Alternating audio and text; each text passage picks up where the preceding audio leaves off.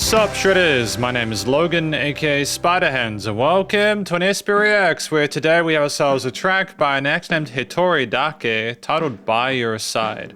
And if we switch over to here, we've got Hitori Dake on YouTube here, and we're going to be listening through this track from start till finish, and we're going to hear what we think.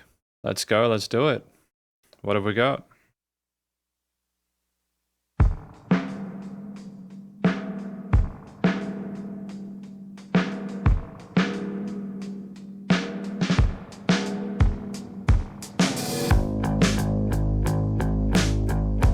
Great production.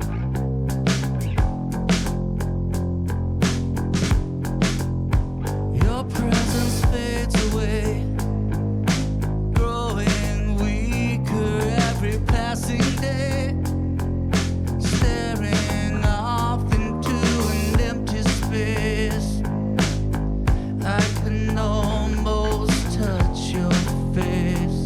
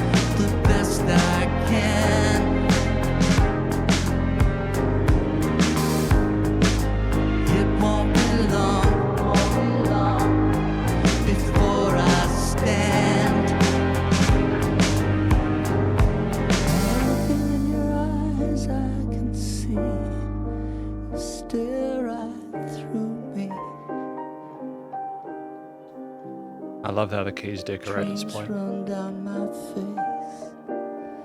How did this all come to be?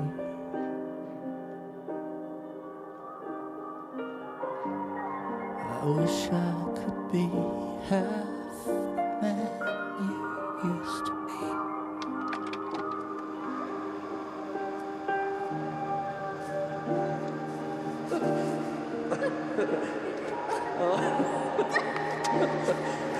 Stop it!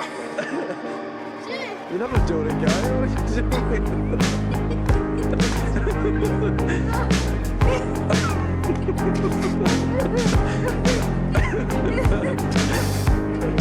Oh my god. I have to put big fences up to keep the fans out.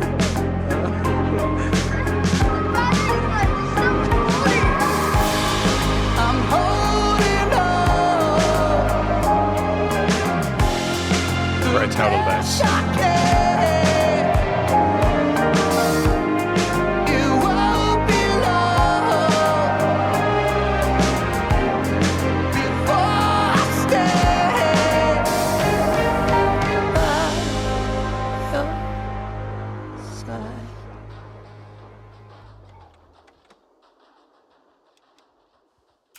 I mean, it's so heavy.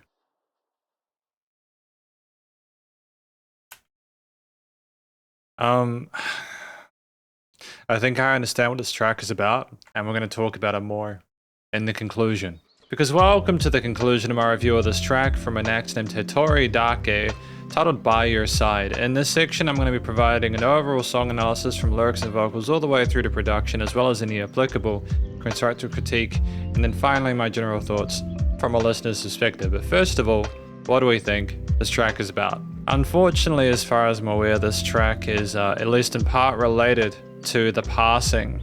Unfortunately, Hitori Dake's son, as I understand it, passed away. Apparently this is the only song that they've been able to write and record. And so my understanding is that apparently this music video was filmed inside the house in Japan where that they were going to get before the unthinkable happened. It's basically the singer, the musician, going through the projector those memories of what happened in the past. In the end, when they cry out that they'll be standing by their side there, it just seems to me that this is a track about someone who is going through the grieving process, having to come to terms with what has occurred on their own. The kind of loneliness that can come from that, the difficulty sort of believing or understanding why these things occurred, how unfair it is. And initially, we show really solid fundamentals of vocal technique, very comfortable in the head and chest voice. We articulate ourselves neatly, we express ourselves extremely well, especially at the end. We really do start calling out there. There's this kind of grit and this kind of tension and this kind of like these outpouring of emotions, which I think are incredibly important in music like this in order for it to be authentic, although there's absolutely no question of authenticity within this. It's very believable because they're literally going through it. And we have these kind of raw vibratos and legato passages there. We allow plenty of room for the other instrumental components within the mix to be heard, but it's clearly Hitori Dake who is the focal point within this. And I'm thankful to be able to hear this story clearly. I'm thankful that the production is as tight as it is in order for me to be able to hear that. I also like that the vocals aren't overproduced, that they've allowed it to be a very kind of like organic hearing of it to really sort of flesh it out. I think it's great. There's very few to no filters between what they're talking to you about and you being able to sort of perceive it.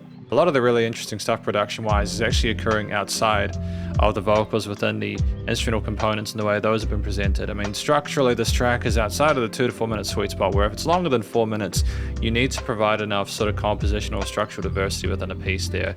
Add a twist to the tale, develop things further to keep them interesting, to retain the listener's attention there, or to sort of like make it more meaningful. In this situation, I feel as an isolated concept, this is done incredibly well. Immediately at the start of the track, you have these drums, these kicks, with a kind of a slap back echo going on there, kind of unsettling the way that it sits there and lingers, especially because the audio-visual experience is so compelling. There's this kind of emptiness that is suggested by a lot of the shots that are taken within the various sort of like elements of the house and the little shrines and everything like that. And then you have those drums oscillating away. When the drums kind of like sort of crispen a little bit, when the bass comes in, there's this fantastically assertive tone to the bass tone. I love the way that we're both navigating the root notes of the potential progression, whilst also not being afraid to explore the fretboard a little bit and kind of add some in-between notes. I think when you have the keys coming around that 1 minute 10 mark, it's been a while since we had just the drums and bass and the vocals kind of carrying things forward. And when it's just the vocals on top of the drums and the bass, don't get me wrong, it's incredibly compelling. I love the consistency of the eighth note grooves on the closed and occasionally open hi-hats, those kicks and snare parts, with occasional rolls and sort of snare transitions between repeats. But those piano parts are so lush there with these heavy reverbs that flow around the sides of the stereo field there, and now they're kind of wispy memories coming back to us. The mid-range resonance there is especially compelling when the strings sort of align with them on the other side of the stereo field there, and things just start to lift up very naturally there. It's like their feelings become more pronounced as we work through it. But as we start to double track things at 2 minute 8 mark there, we've been relatively reserved, I think, in our approach to the song. Like we are maybe restraining ourselves a little bit, trying to sort of hold things in, unsure of how to work through it. But I love the reverb tails, the way the piano is filtered there, because I feel like if you just had a very dry signal on the keys, they might have competed for attention with those vocals, which are, again, not as produced. And those effects laid in, but just the way that the strings are so soothing in a weird sense there. There's an inherent sadness to them in relation to the scales and note choices that we're putting forward, but at the same time, it's not too blunt. I do like the way we approach things in that little interlude part. In your eyes I can see you stare right through me. I love how we bring the keys down there and it's just having a different perspective on the story existing there. It's almost like as we look through the projector, we're kind of reminded of how things used to be. We get that final sort of trigger before we go further with it. And it's very articulate in the way the keys are played there. I haven't really spoken about things outside of the triad prominences there, but we're very comfortable exploring the scales and notes with our right hand here, little legato patterns, little flickers dancing up and down there. It's very pensive. I mean, you hear the lines of "I wish I could be half the man you used to be." It's brutal. It's visceral. There's just, it's as I'm sure you can imagine, it's an extremely difficult thing to deal with. And as we play back the recordings of, you know, videos of when the son was younger and they were having these sort of interactions and discussing things, you can only imagine anyone who's lost a relative, lost a child. Yeah.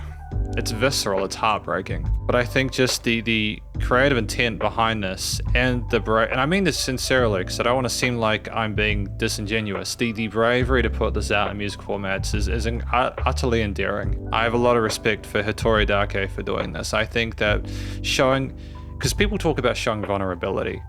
I don't know how you can really, this is the epitome of that really. You know, and as things build and as we start to get to the point where there's the climax to or culmination of elements there, I just like how the strings we had beforehand aren't as smooth and how long form there. There's these pizzicato kind of plucks and dun dun dun dun, becomes more percussive as the drums continue to sort of like aid and abet that. And as we get the strings moving around as we finally release, it's just, it's extremely tender regardless. There's no harshness. It's just, we're just crying out, you know.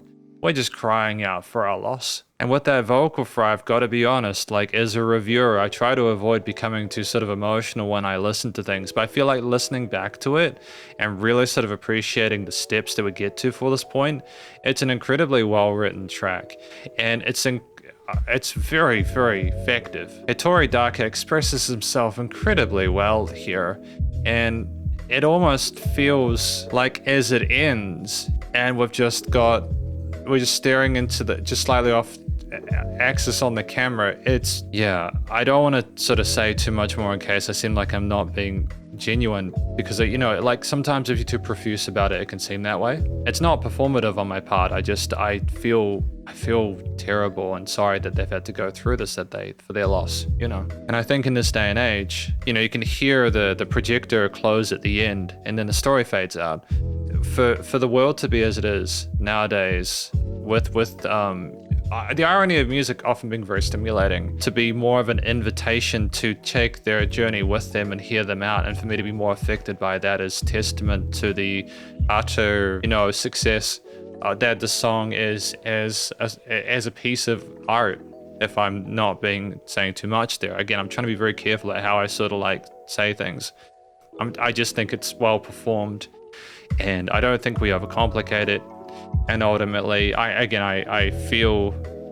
am thankful to have had the chance to review and listen to this music. This is very important stuff, I mean that. And so potentially, I know this is an awkward cut. I'm just recording this after I did the review, primarily because I kind of felt overwhelmed after listening through the track at the time. I didn't actually establish or talk about the theme of the piece, you know, like the main sort of musical concept, chord progression, etc., and how that related to the lyrics and vocal performance. Something I love about this track is how kind of non-committal the instrumental layers are to establishing a kind of a bluntness with what the vocals are going through. I think the way we kind of intermingle between the major and minor there, whilst having most of the vocals carry the heaviness of it, is it's a really kind of unique thing in a day and age where I listen to a lot of music and it's very literal with the way that it proposes sort of, you know, chord progressions and key signatures as establishing the quote unquote mood, you know. You can hear the wavering and the struggle in various parts of this track from Hitori Dake, and it's believable. You feel the weight of what they're carrying from them, and that leads you to understand more about what the instruments are saying. I think when we have the softness of the different sort of like pad and string and sort of like piano layers in that interlude with the projector, it kind of seems to me like we're almost sort of like soothing ourselves, that the music is trying to soften what we're going through, what we're struggling with. It's like a support for us. And in those parts where, especially at the start of that kind of build there, around the 2-minute 30 mark, you can just hear how quiet they are on the microphone there. As the song builds, I think it's more about the energy that everything is trying to bring to lift Hitori Dake up. But I just think the kind of harmonic complexity as a closing note of what we have with the keys in that interlude section, because I keep going back to it, is a nice contrast to the heaviness of the bass that we have there. It's sophisticated in its approach of notes outside of the main sort of triads, and it's stuff that's hinted at earlier in the piece, but when you really commit to the bit and we go on that journey with them for the last half of the track, it's just cemented there. We're getting to one place from another, and I have so much respect for the fact that we've been allowed into that journey. The studio recording, mixing and mastering is splendid. I love both the clarity, the raw take of the vocals, and even if there's some reverbs or other parts near the end as we kind of explore and kind of release, I just don't know how you could have possibly done this better. The keys, the strings, the bass, the various drum takes, the effects chains on them with some of the sort of slapback delays, the way the echoes, things inputted differently depending on the part of the track there to either accent or make them a sub-layer. The way the music surrounds you on the stereo field there, you know, you're lost within the ether there, but then it's more sort of like straightforward when it wants to be. The use of Foley again with the projector, the use of dynamic range, as well as the use of samples of them sort of discussing things within it. The dynamic range of the piece in both a compositional and production perspective, the track not being too glued with the compression, but also allowing, like in the interlude part where you have the spoken parts of the keys and like the quiet keys and the vocals, nice and loud without pumping, so bass compression limiting is handled. Yeah, very, very, very good. No complaints at all. And I just think if you'd done any more to the vocals than this, while I would have completely respected it, you know, for multiple reasons, I think this is the best approach. No applicable constructive critique for me. From a general listener's perspective, I don't think I've listened to many tracks like this, where there's just, again, there's different, I don't want to seem sort of like, I can't relate to what Hitori Dake is going through. And the crazy thing is that I just want to give the guy a hug. Like, for me to not be able to relate to it, but just to see how destroyed they are by this. That's a great song. That's a great audiovisual experience. I'm so sad that the source of it came from what occurred, but I just basically it. It's a bittersweet experience. Thank you for watching my review of this track from an ex named Hitori Dake, titled By Your Side, and hopefully you enjoyed it. If you did, please do go show them some love via their various social medias and the YouTube page, and stay cool, stay safe. Please remember to support your local musicians and artists at this point in time, as they need the help more than ever. Thought of crazy stuff going on in the world. And I will catch you in the next SP Reacts. Spiderhands out.